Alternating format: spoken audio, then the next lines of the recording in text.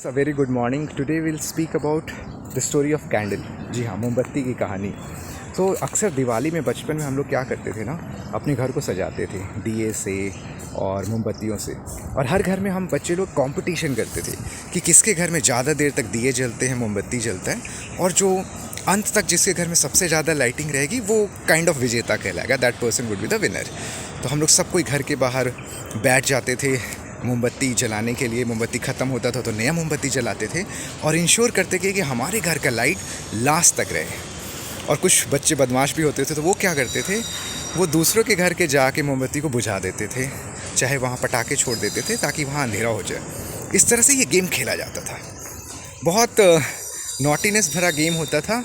But हाँ, जो last में जिसके घर में सबसे ज़्यादा लाइट होती थी वो खुशी मनाते थे और ज़्यादा दूसरे घर को अंधेरा करते।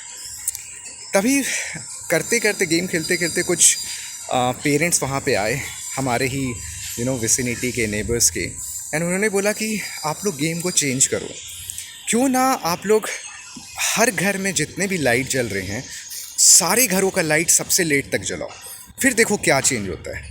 तो गेम में एक ट्विस्ट था कि हमें लाइट बुझाना नहीं है दूसरे के कैंडल को, बल्कि इंश्योर करना है कि बाकी घर के कैंडल भी जल रहे हैं।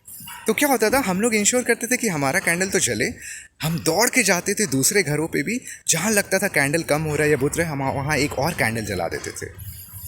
कुछ ऐसा वाक़या हुआ एक साल, पूरे रात हम लोग दूसरे के घर के बाहर कैंडल जला रहे थे।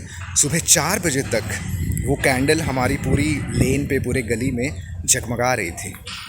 दैट डे वी रियलाइज्ड, एक घर में लाइट होना, जिसके घर में चमक है उन्हें बहुत अच्छा लगता है, पर जिस दिन वो पूरे लेन में लाइट था ना मोमबत्तियों का, उस दिन दिवाली का मज़ा ही कुछ और था।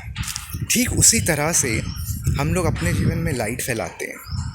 हम लोग चाहते हैं बहुत चीज़ करना, जिससे हमारे घर में लाइट रहे, रोशनी रहे। हमारे घर में 2 गाड़ी है तो 4 हो जाए, एक घर है तो 3 हो जाए।